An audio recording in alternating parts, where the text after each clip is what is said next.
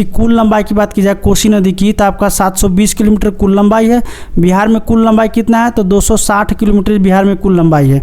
किस किस जिला से होकर के बहती है तो दोस्तों सबसे पहले आपका हो गया सुपौल, मधेपुरा, सहरसा, पूर्णिया, कटिहार, इन सभी जिला से होकर के बहती है, 5 जिला से।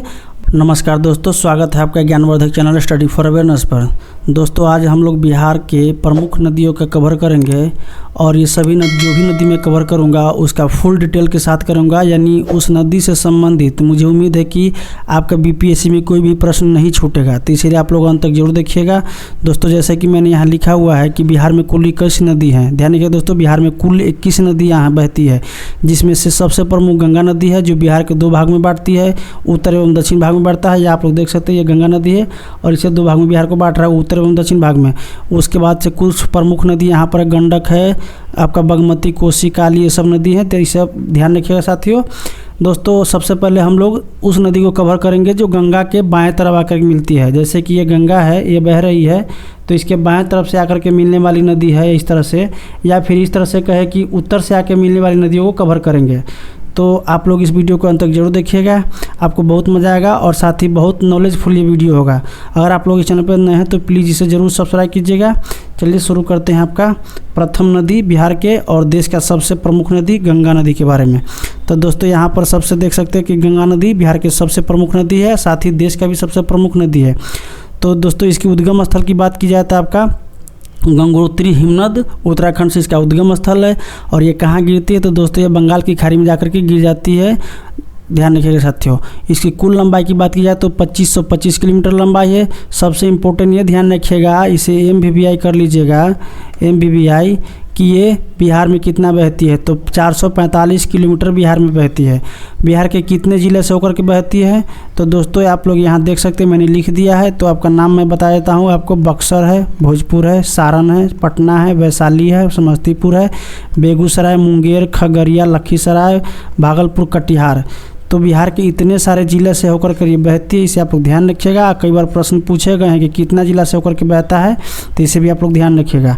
बात की जाए कि बिहार में कहाँ प्रवेश करती है और बिहार में कहाँ से निकल जाती है तो दोस्तों बिहार में ये आपका बक्सर ज़िला में प्रवेश करता है। ध्यान रखिए दोस्तों, यहाँ पर देख सकते हैं गंगा नदी का मैंने मैप डाल दिया है, गंगा नदी का मुख्य रूप से। तो बिहार में ये बक्सर ज़िला में प्रवेश करता है और वहीं कटिहार से बाहर ही निकल जाती है। बिहार से कटिहार से बाहर निकलती है। कटिहार कहाँ है तो आप लोग यहाँ देख सकते हैं, यहाँ से बिहार निकल करके जाकर के पश्चिम बंगाल में चली जाती है। तो आप देख सकते हैं कहाँ से निकलना है, कहाँ से अंदर आना है, सब मैंने लिख दिया है। इस पर बैराज की बात की जाए तो मुख्य बैराज आपका फरक्का बैराज है। यहाँ पर फरक्का बैराज है और इसकी निर्माण हुई थी 1975 ईस्वी में और ये कहाँ है तो पश्चिम बंगाल में। ध्यान रखिए दोस्तों ध्यान रखिएगा। अब इसके बाद जो भी नदी होगा आपका सभी ट्रिब्यूटरी होगी। ट्रिब्यूटरी का अर्थ होता है कि जाकर के उस नदी में योगदान देता है। ध्यान रखिए साथियों, जैसे कि ये गंडक नदी है, यहाँ पर गंडक नदी है तो यहाँ बह रही है और ये जाकर के पटना में जाकर के गंगा में मिल जाती है। तो इसे कहेंगे आप लोग, इस गंडक नदी को क्या कहेंगे तो ये ट्रिब्यूटरी है। तो ट्रिब्यूटरी के मतलब होता है कि जो उसके पास जल होता है वो जाकर के किसी बड़े नदी में जाकर के उड़ेल देता है, तो उस नदी को ट्रिब्यूटरी कहा जाता है। और एक और होता है डिस्ट्रीब्यूटरी होता है। तो पश्चिम बंगाल में गंगा 2 भाग में बट जाती है। आपका हुगली नदी है पश्चिम बंगाल में, तो गंगा का ट्रिब्यूटरी नहीं, गंगा का डिस्ट्रीब्यूटरी है, यानी गंगा से पानी लेकर के आधा वो निकल जाता है, इसलिए उसे हुगली को डिस्ट्रीब्यूटरी कह सकते हैं। तो ध्यान रखिए दोस्तों, तो हम लोग जितना भी गंगा के बाएं तरफ से मिलने वाली ट्रिब्यूटरी है, यानी गंगा में इधर से मिलने वाली ट्रिब्यूटरी है, अब उसे हम लोग कवर करेंगे, यानी उत्तर से बहने वाली नदी हो। तो ध्यान रखिएगा दोस्तों। और जाहिर सी बात है उत्तर से बहने वाली है तो ये सादा नीरा है, यानी हमेशा बहने वाली नदी है, क्योंकि ये हिमालय से आती है। उत्तर से जो भी नदी बह के आती है सब हिमालयन नदी है। तो ध्यान रखिएगा दोस्तों। तो इस पर बैराज की बात की जाए तो आपका फरक्का बैराज है, 1975 में इसकी निर्माण हुई है, पश्चिम बंगाल में है। इसके ड्रेनेज क्षमता की बात की जाए, यानी इसका अपवहन क्षेत्र कितना है तो दोस्तों कुल अपवहन क्षेत्र की बात जाए, यानी भारत में गंगा नदी की कुल अपवहन क्षेत्र है 10,60,000 वर्ग किलोमीटर है। ध्यान रखिए दोस्तों, 10,60,000 वर्ग किलोमीटर है इसकी अपवहन क्षमता। वहीं बिहार में कितना अपवहन है तो आपका 23,440 वर्ग किलोमीटर अपवहन क्षेत्र है। दोस्तों अपवहन क्षेत्र अगर आप लोग नहीं जानते हैं तो मैं आपको समझाता हूँ। जैसे कि ये नदी कोई बह रही है, ठीक है, और इसके क्षेत्र में जो भी इस नदी से प्रभावित होता है, ये क्षेत्र जो हो गया जिसे मैं अभी बताता हूँ किस तरह से, तो जो क्षेत्र इस नदी से प्रभावित होता है, यानी इस तरह से, इस तरह की बात की जाए तो ये देखिए, ये बीच में नदी हो गया और बाकी का ये क्षेत्र इससे प्रभावित होती है, यानी बाढ़ आता है, इसमें नदी को मिलता है या कुछ और होता है, तो जो भी इस नदी की वजह से जो क्षेत्र प्रभावित होता है उसे ही अपवहन क्षेत्र कहा जाता है। तो आप लोग समझ गए। तो गंगा की कुल अपवहन क्षेत्र कितना है? 10,60,000 वर्ग किलोमीटर है। और बिहार में कितना है? तो 23,840 वर्ग किलोमीटर बिहार में इसकी अपवहन क्षमता है। इसकी सबसे विशेषता ये है कि ये भारत की सबसे पवित्र नदी है, साथ ही बिहार की भी सबसे पवित्र नदी है, और इसे जीवनदायिनी नदी भी कहा जाता है क्योंकि ये भारत की और बिहार की सबसे प्रमुख नदी है। तो इसे आप ध्यान रखिएगा दोस्तों। और बिहार में बात की जाए तो इसके किनारे बहुत सारे महत्वपूर्ण पर्व त्यौहार मनाए जाते हैं, जैसे सबसे प्रमुख हो गया आपका छठ पूजा, जो गंगा नदी के किनारे मनाया जाता है, जो बिहार में सबसे प्रमुख है। दोस्तों अब हम लोग देखेंगे बिहार के उत्तर से बहने वाली कुछ प्रमुख नदियाँ, जैसे कि कोसी। दोस्तों कोसी नदी क्या, जैसे कि आप लोग यहाँ देख सकते हैं, मैंने यहाँ लिख दिया कोसी नदी। तो इसका उद्गम स्थल कहाँ है? तो दोस्तों इसका उद्गम स्थल तिब्बत में है। और कहाँ पर? तो सप्तकोशी नामक स्थान पर। ध्यान रखिए दोस्तों, सप्तकोशी नामक स्थान पर इसका उद्गम स्थल है और वहीं से यह सप्तकोशी नाम से फेमस रहती है। कहाँ गिरती है दोस्तों? तो ये गंगा नदी में आके गिर जाता है। कहाँ? तो कटिहार कुर्सेला के आसपास से। कटिहार जिला में कुर्सेला का स्थान है, वहाँ आकर गिर जाता है। दोस्तों मैंने यहाँ पर मैप लगा दिया कोसी नदी का स्पेशल, देख सकते हैं यहाँ पर नेपाल से आता है, सुपौल जिला में प्रवेश करती है और कटिहार के आसपास आकर के ये गंगा में मिल जाता है। ध्यान रखिएगा। इसकी कुल लंबाई की बात की जाए कोसी नदी की, तो आपका 720 किलोमीटर कुल लंबाई है। बिहार में कुल लंबाई कितना है? तो 260 किलोमीटर बिहार में कुल लंबाई है। किस किस जिला से होकर के बहती है? तो दोस्तों सबसे पहले आपका हो गया सुपौल, मधेपुरा, सहरसा, पूर्णिया, कटिहार, इन सभी जिला से होकर के बहती है, 5 जिला से। बात की जाए कि बिहार में किस जिला में प्रवेश करता है और बिहार से किस जिला में बाहर निकलता है, तो दोस्तों बिहार में सबसे पहले सुपौल जिला में प्रवेश करता है कोसी नदी, और निकल कहाँ जाता है? तो दोस्तों क्योंकि बिहार में ही गंगा मिलता है, तो दोस्तों कटिहार जिला में ही गंगा में जाकर के इसका विलीन हो जाती है, तो इसलिए कटिहार जिला में ये निकलता है, गंगा मिल जाती है। इस पर बैराज की बात की जाए तो दोस्तों आपका बैराज है कोसी बैराज, जो 1963 ईस्वी में बना था, और ये कहाँ है? तो नेपाल में। ध्यान रखिएगा दोस्तों। इसकी कुल अपवहन क्षमता की बात की जाए तो 74,500 वर्ग किलोमीटर है। अपवहन क्षमता कुल के मतलब कि नेपाल लेकर के है, यानी कुल अपवहन क्षमता 74,500 वर्ग किलोमीटर है। बिहार में इसका कुल अपवहन क्षमता कितना है? तो क्षेत्र कितना है? तो आपका 11,410 वर्ग किलोमीटर बिहार में इसकी अपवहन क्षेत्र है। इसकी विशेषता की बात की जाए तो दोस्तों ये बिहार की सबसे खतरनाक नदी, बाढ़ लाने में मामला में बिहार का शोक कहा जाता है इसे। ये बार बार धारा बदलने में नदी माहिर है, इसलिए इसे धारा बदलू नदी भी कहा जाता है, और ये उस कारण से भयंकर बाढ़ लाती है बिहार में, तो इसे आप लोग ध्यान रखिएगा। दोस्तों गंडक नदी, हम लोग गंडक नदी को अब कवर करेंगे, इसका फुल डिटेल देखेंगे। दोस्तों अगर आप लोग इस चैनल पर नहीं हैं तो प्लीज़ इसे जरूर सब्सक्राइब कीजिएगा, क्योंकि इसमें आपको फुल डिटेल मिलेगा और आपसे बीपीएससी से संबंधित एक भी प्रश्न आपका नहीं छूटेगा। नदी से संबंधित जो भी प्रश्न बीपीएससी में आएंगे आपका नहीं छूटेगा। तो गंडक नदी के उद्गम स्थल की बात की जाए तो नेपाल तिब्बत सीमा पर है, जो नुब्बड़ चौर में है। ध्यान रखिएगा। कहाँ गिरती है दोस्तों? ये गंगा नदी में गिर जाता है। कहाँ? तो हरियर क्षेत्र सोनपुर, जहाँ सोनपुर मेला लगता है पशु मेला, वहाँ पर आकर हरियर क्षेत्र सोनपुर में आकर गंगा में गिर जाती है। इसकी कुल लंबाई की बात की जाए तो 630 किलोमीटर है। बिहार में कुल लंबाई की बात की जाए तो 260 किलोमीटर इसकी बिहार में लंबाई। किस किस जिला से होकर बहता है? तो दोस्तों आपका पश्चिमी चंपारण, पूर्वी चंपारण, गोपालगंज, सिवान, सारण और वैशाली, इस जिला से होकर बहता है। लगभग 6 जिला से होकर बहता है बिहार में। कहाँ प्रवेश करता है बिहार में? तो दोस्तों पश्चिमी चंपारण में ये प्रवेश करती है बिहार में। और कहाँ निकलता है दोस्तों? सारण जिला के आपका सोनपुर में जो हरियर क्षेत्र है वहाँ पर गंगा में आके मिल जाता है। ध्यान रखिएगा। इस पर बैराज की बात की जाए तो दोस्तों त्रिवेणी बैराज है। ध्यान रखिएगा दोस्तों, त्रिवेणी बैराज जो 1968 ईस्वी में बना था और ये नेपाल में। ध्यान रखिएगा। इसकी कुल अपवहन क्षेत्र की बात की जाए तो दोस्तों 46,300 वर्ग किलोमीटर इसका अपवहन क्षेत्र है। वहीं बिहार में इसकी अपवहन क्षेत्र देखा जाए कि बिहार में अपवहन क्षेत्र कितना है तो 4180 वर्ग किलोमीटर इसका अपवहन क्षेत्र है बिहार में। ये भी ध्यान रखिएगा दोस्तों। इसकी विशेषता की बात की जाए तो धार्मिक रूप से शालिग्राम नदी के नाम से भी जाना जाता है। दोस्तों नेपाल में इसे शालिग्राम नदी के नाम से भी जाना जाता है। ऐसा इसलिए क्योंकि इसमें शालिग्राम नामक पत्थर भी पाया जाता है, इसलिए शालिग्राम नामक नाम से भी ये नेपाल में प्रसिद्ध है। ध्यान रखिए दोस्तों। गंडक नदी दोस्तों यहाँ पर देख सकते हैं, यहाँ पर देखिए गंडक नदी यहाँ से उद्गम होता है और ये आपका ये सीमा बनाते हुए उत्तर प्रदेश बिहार के सीमा बनाते हुए। तो अब हम लोग देखेंगे बिहार के 5वीं नदी जो उत्तर से आकर के गंगा में आके मिलती है या फिर बाएं तरफ से आकर के गंगा में मिलती है। तो दोस्तों बागमती है और इसका उद्गम स्थल है शिवपुरी हिल्स नेपाल। कहाँ गिरती है तो बूढ़ी गंडक में जाकर गिर जाती है। दोस्तों इसकी कुल लंबाई की बात किया है तो 597 किलोमीटर है। बिहार में कितना लंबाई तो 394 किलोमीटर, ध्यान रखिएगा साथियों। कहाँ से होकर के बहती है दोस्तों, शिवहर, सीतामढ़ी, मुजफ्फरपुर, दरभंगा, मधुबनी और बेगूसराय, ये सबसे होकर के बहती हुई जाकर के बूढ़ी गंडक में गिर जाती है और अंततः नारायणी के साथ मिलकर के ये गंगा में जाके गिर जाती है। कहाँ प्रवेश करता है दोस्तों बिहार में तो सीतामढ़ी जिला में प्रवेश करता है और बेगूसराय में जाकर के बाहर जाकर के गंगा में गिर जाती है, ध्यान रखिए साथियों। इसकी कुल अपवहन क्षेत्र की बात की जाए तो आपका 14,380 वर्ग किलोमीटर है। बिहार में कितना है तो 6,500 वर्ग किलोमीटर इसका अपवहन क्षेत्र बिहार में है। इसकी विशेषता की बात की जाए तो ये मुख्य रूप से मैथिली नदी के नाम से जाना जाता है, क्योंकि ये मैथिली क्षेत्र में अधिकतर बहती, इसलिए इसे इस नदी को मैथिली नदी भी कहा जाता है, ध्यान रखिएगा साथियों। मैप मैंने यहाँ लगा दिया, आप लोग जरूर देखिएगा। जैसे कि यहाँ पर लालबकिया है जो बाएं तरफ से आकर के इसमें बागमती में मिलती है, उसके बाद से ये बागमती नदी है। तो दोस्तों ध्यान रखिएगा दोस्तों, पूछेगा कि लालबकिया किसकी सहायक नदी है तो आपका ये बागमती की सहायक नदी है और ये दाहिनी तरफ से आकर के लालबकिया नदी दाहिनी तरफ से आकर के मिलती है बागमती में। वहीं आपका बाग में यहाँ देख सकते हैं बागमती नदी इस तरह से बहते बहते यहाँ आती है और ये आकर के बागमती नदी के दोस्तों देख सकते हैं ये कोर्स है और जाकर के बूढ़ी गंडक में मिल जाती है। तो आप लोग मैप में एक बार देख लीजिएगा।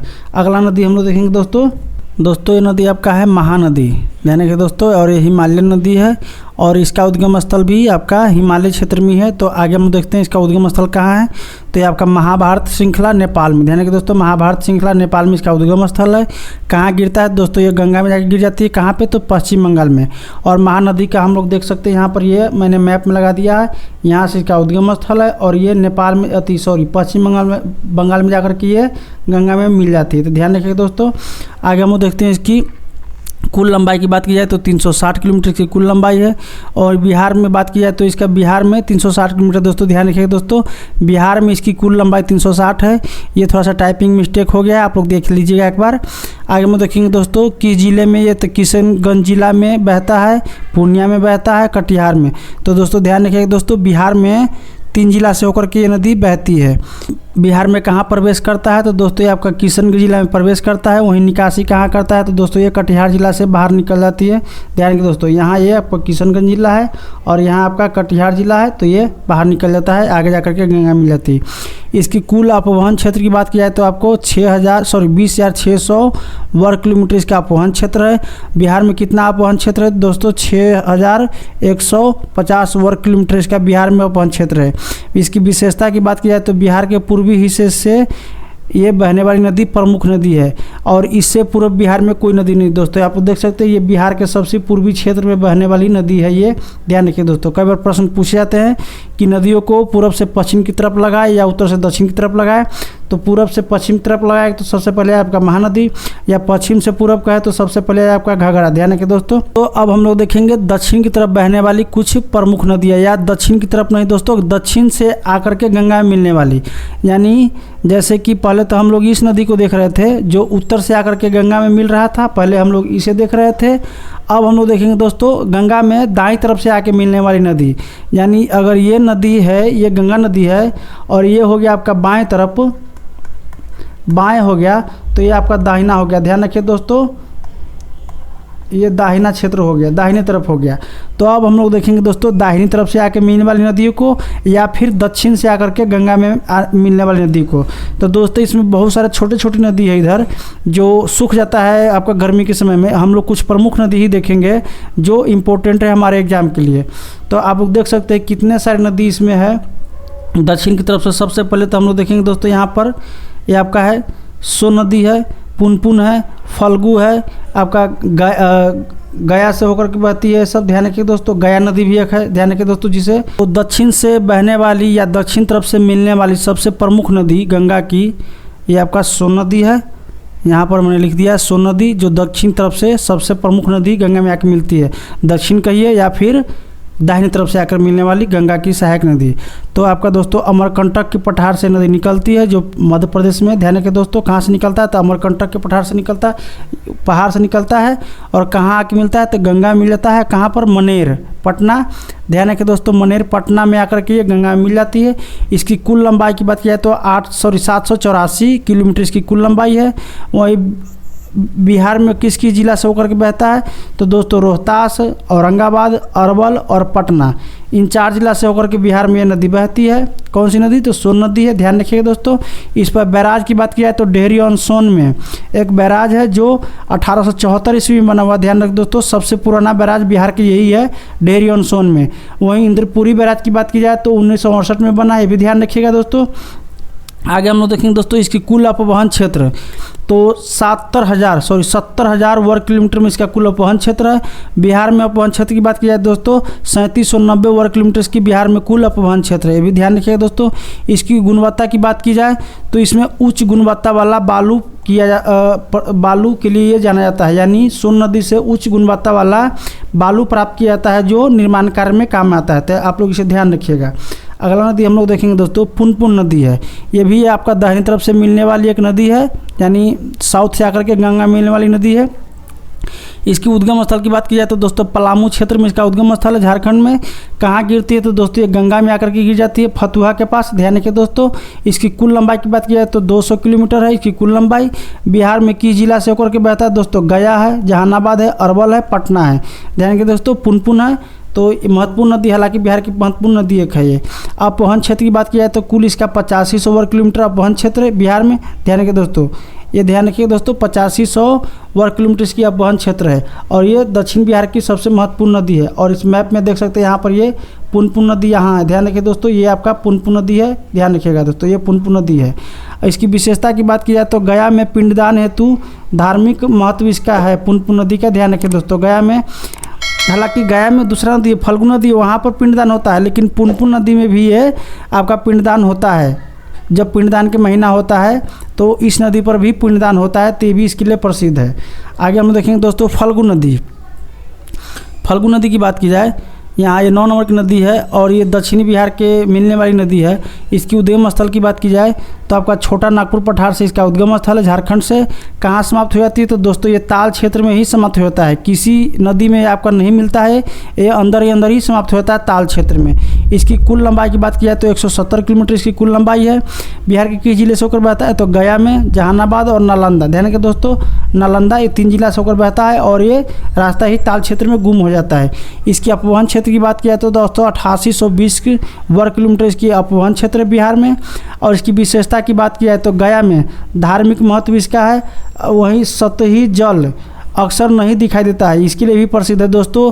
इस नदी में जल धरती के नीचे से बहती है, इसीलिए इसको कहा जाता है कि इसे सीता माता की शराब प्राप्त है कि ये अंदर ही अंदर ये बहेगी नदी, बाहर में इसका पानी नहीं आएगा।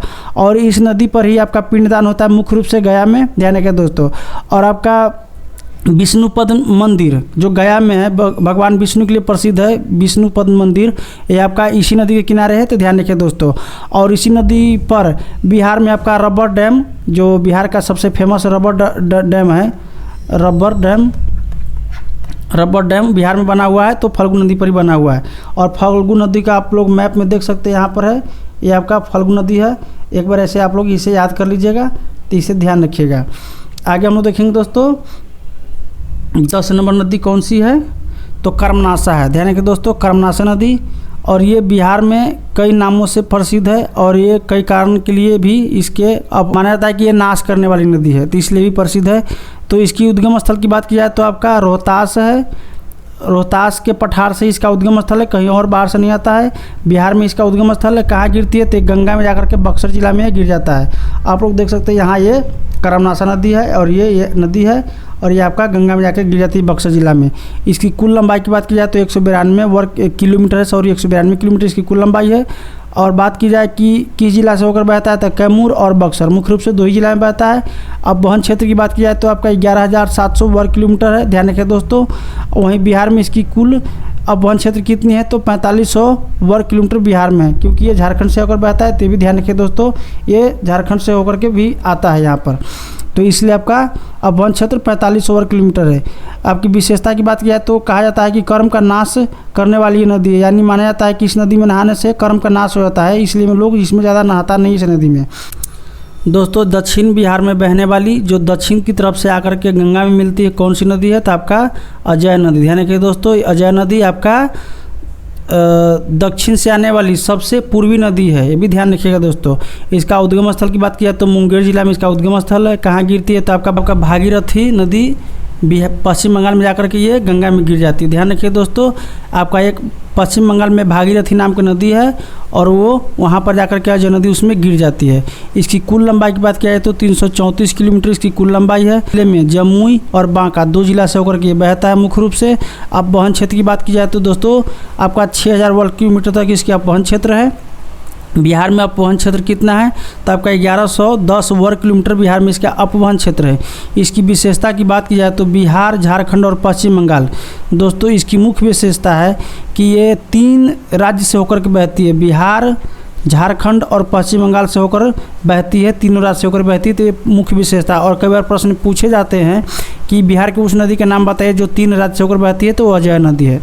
दोस्तों अब हम लोग देखेंगे अगला नदी। उससे पहले आप लोग अजय नदी का यहाँ पर मैप में देख लीजिए, ये आपका अजय नदी है। ध्यान रखिए दोस्तों, आगे हम देखेंगे दोस्तों अगला नदी, तो ये आपका है चंदन नदी। ध्यान रखिए साथियों, ये आपका चंदन नदी है, ये आपका चंदन नदी है। इसका उद्गम स्थल की बात की जाए तो राजमहल की पहाड़ी बिहार से इसका उद्गम स्थल है। राजमहल की पहाड़ी बिहार और झारखंड की सीमा पर ही है। कहाँ गिरती है, तो दोस्तों ये गंगा में आके गिर जाती है। इसकी कुल लंबाई कितना है, तो 118 किलोमीटर है। बिहार में किस जिला से होकर बहते हैं, तो दोस्तों ये आपका बांका और भागलपुर से होकर बहता है। इसकी विशेषता की बात की जाए तो बांका जिले की प्रमुख नदी है। ध्यान रखिए दोस्तों, चंदन नदी बांका जिला के सबसे प्रमुख नदियों में से एक माना जाता है और ये भी आपका बालू खनन के लिए प्रसिद्ध है और आपका इसमें कई सारे मिनरल्स भी यहाँ मिलते हैं जो खोज की जा रही है। चंदन नदी की बात की जाए तो दोस्तों यहाँ पर है, ये आपका चंदन नदी है। ध्यान रखिए दोस्तों, ये आपका चंदन नदी है और यहाँ पर आपका अजय नदी है। इसी रास्ते से होकर अजय नदी बहती है। तो ध्यान रखिए दोस्तों, अजय नदी दक्षिण बिहार की सबसे पूर्वी नदी अजय नदी है। उसके बाद से आपका चंदन नदी है। दोस्तों ये आपका दुर्गावती नदी है और ये दुर्गावती नदी है और ये दक्षिणी बिहार की सबसे पश्चिमी नदी है, भी ध्यान रखिएगा साथियों। तो इसका उद्गम स्थल की बात की जाए तो रोहतास जिला बिहार में है। कहाँ गिरता है दोस्तों, ये कर्मनाशा नदी में गिर जाता है। इसकी कुल लंबाई की बात की जाए तो 165 किलोमीटर है। बिहार में कैमूर जिला में बहता है और इसका विशेषता की बात की जाए तो ये सिर्फ कैमूर जिला में ही बहता है और कैमूर जिला के प्रमुख नदी है। और दोस्तों इसी दुर्गावती नदी पे ही आपका दुर्गावती जलाशय का निर्माण किया गया है और इसके बगल से यानी इसकी मदद से बहुत सारा नहर निकाला गया है, जिस कारण से आपका कैमूर और रोहतास जिला में धान की खेती बहुत अच्छी होती है। और धान के कटोरा बिहार का किसे कहा जाता है, तो कैमूर जिला के ही कहा जाता है। तो आप लोग ध्यान दीजिएगा। और यहाँ आप लोग मैप में देख सकते हैं, यहाँ पर ये आपका कर्मनाशा नदी है। ध्यान रखिए दोस्तों, ये आपका कर्मनाशा नदी है और वहीं से आपका दुर्गावती ये नदी जाती है इसमें और मिल जाती है कहाँ पर, तो कर्मनाशा नदी में। तो दोस्तों इस वीडियो में मैंने 13 नदी को कवर किया है जो बहुत प्रमुख नदी है। हालांकि नदी तो और भी कई सारे बिहार में है जो उतना प्रमुख नहीं है, लेकिन ये नदी जो मैंने कवर किया है बहुत ही प्रमुख है और ये बीपीएससी में इससे प्रश्न बनते हैं। साथियों अगर आप लोग इस चैनल पर नए हैं तो प्लीज़ इसे ज़रूर सब्सक्राइब कीजिएगा, इस वीडियो को लाइक एंड शेयर कर दीजिएगा। धन्यवाद। जय हिंद, जय भारत।